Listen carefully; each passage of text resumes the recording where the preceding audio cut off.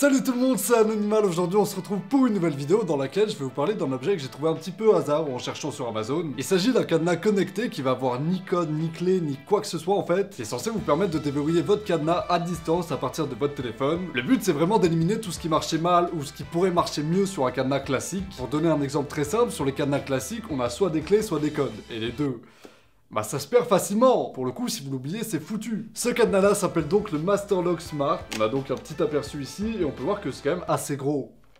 Ah, c'est cliquable. Voilà, c'est pas le petit cadenas de mamie. Il y a quand même beaucoup d'électronique dedans, il y a pas mal de fonctionnalités qui sont très intéressantes. Donc forcément, ça va être un petit peu moins compact que ce qu'on peut voir d'habitude.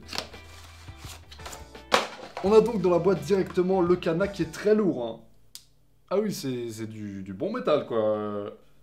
À l'arrière, tout ce qui est notice d'utilisation, il y a aussi un code pour l'application, je pense. Il y a une application forcément qui est fournie avec le cadenas qui va permettre de l'utiliser à fond, de programmer certaines choses, de le verrouiller, de le déverrouiller. Bref, on a donc le code d'activation qui est ici et le premier code de base. Comme on l'a vu tout à l'heure, le bouton du centre est cliquable. On peut cliquer ici au centre et on peut cliquer sur les côtés. On a haut, bas, gauche, droite, ça va permettre de créer des schémas qui vont permettre de déverrouiller le cadenas. Et là, on me dit que le code qui est déjà fourni à la base, c'est haut, bas, droite, haut, gauche, bas.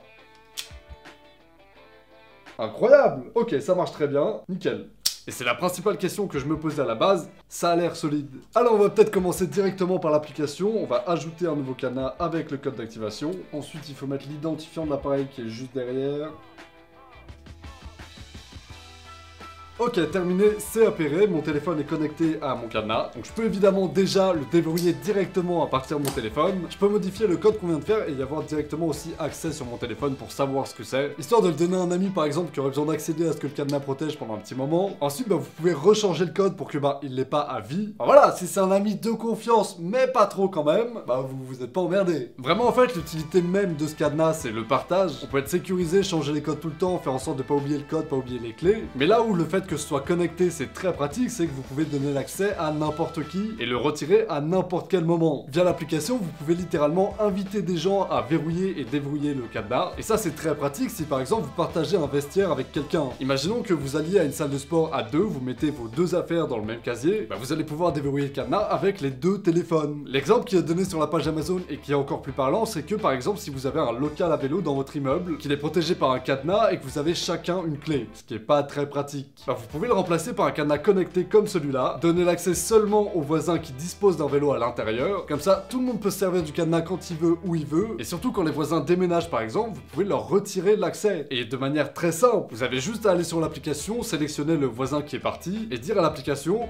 lui, il dégage. Il n'y a plus rien à faire là. Ça peut être très pratique aussi dans le cas où par exemple vous voulez prêter votre maison à un ami, vous mettez ce cadenas-là sur la porte ou sur une boîte qui contient les clés, vous donnez l'accès à votre ami via l'application au cadenas, et c'est bon, l'affaire est réglée. Il y a plus de attends, je te laisse les clés sous le paillasson, hop, dans un pot de fleurs. Là, tu vois le quatrième pissenlit à gauche, juste en dessous. C'est risqué, pas pratique. Donc là, vraiment, je trouve que ce cadenas-là règle un problème. Ça reste après un cadenas Bluetooth, donc si vous, physiquement, vous êtes très loin du cadenas, je pense que vous pouvez pas directement le déverrouiller avec votre téléphone. Va falloir que vous donniez l'accès à quelqu'un qui est proche et qui va pouvoir le déverrouiller lui. Par contre, ce que vous pouvez faire, c'est obtenir à distance des codes aux horaires que vous voulez et aux jours que vous voulez. Je peux par exemple demander à l'application un code qui va être valide dans 3 jours. Donc ça par exemple, pour ceux qui font de la location d'appartements sur Airbnb, c'est très pratique. Parce qu'en fonction des gens qui vont réserver votre appartement, vous allez pouvoir affilier des codes aux horaires où ils sont là, vous leur donnez le code, c'est les seuls à les avoir et il n'y a pas de problème. Et surtout, s'ils essaient de revenir le lendemain avec le même code, ça marche plus. Et vous n'avez pas besoin de vous déplacer pour changer le code à la main, tout ça, ça se fait à distance via l'application. Vous avez disponible sur l'application un suivi d'activité qui va tout simplement vous dire, là à 18h54, le cadenas il a été déverrouillé une fois, puis refermé une minute plus tard, puis réouvert 2 heures après. Bon, si vous êtes plusieurs à utiliser le truc, c'est un peu de l'espionnage bizarre, mais ça peut être pratique dans certaines situations, donc pourquoi pas. Vous avez aussi la possibilité de géolocaliser le cadenas pour savoir s'il a pas bougé. Vous avez une map qui vous dit,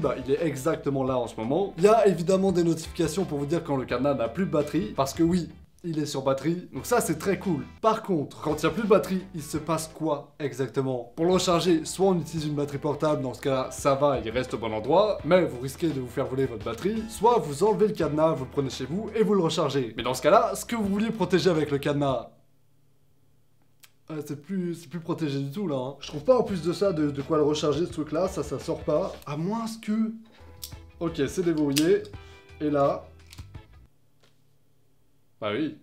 forcément. C'est pas exactement sur batterie, on va juste avoir, hop, une pile 3 volts. Donc il y aura juste à changer la pile quand tu auras besoin, ça prend 3 secondes. Il n'y a pas à laisser le cadenas ou laisser une batterie dessus, tout va bien. Hein. Bah parfait. Alors ce cadenas là, personnellement, je trouve vraiment pas mal. Après, je comprends que ça serve pas à tout le monde. C'est vrai que le fait de pouvoir partager le cadenas à tout le monde, c'est pas un truc qui va vous servir à tous. On n'a pas tous envie de ça. Le fait de déverrouiller avec votre téléphone, en vrai, c'est un peu gadget. Le fait de pouvoir changer le code, ça ramène un petit peu en sécurité, mais pas non plus énormément. Un code avec des numéros et tout, c'est quand même déjà pas mal. Enfin, ça peut se craquer, mais ça met du temps. En plus de ça, si vraiment vous avez l'envie de partager le cadenas, bah, vous avez juste à envoyer le code à un pote, un petit SMS et c'est réglé. Mais ce cadenas-là, il prévient vraiment du fait que si le code fuite à un moment, bah, qu'est-ce qui se passe? Bah, soit vous passez quelques heures à essayer toutes les combinaisons, ce qui est quand même un peu chiant, soit bah, c'est foutu. Là, on peut changer le code souvent, en créer plusieurs, faire en sorte de jamais utiliser le code, de le donner à personne, et de juste utiliser la connexion par le téléphone. Bref, c'est beaucoup plus sécurisant un cadenas comme ça. Il y a évidemment la pile à gérer en plus, mais je pense que c'est pas un inconvénient majeur. Je pense vraiment que sur ça, la batterie va durer assez longtemps, donc ça va. Bref, je vois vraiment, moi, de mon côté, un avantage à utiliser ce produit-là. Avec ce cadenas-là, on contrôle vraiment qui a accès à quoi, avec quel code. On peut tout changer quand on veut. Moi, ça me parle. Je trouve ça vraiment bien. Après, est-ce que vous voyez l'intérêt de ce truc-là?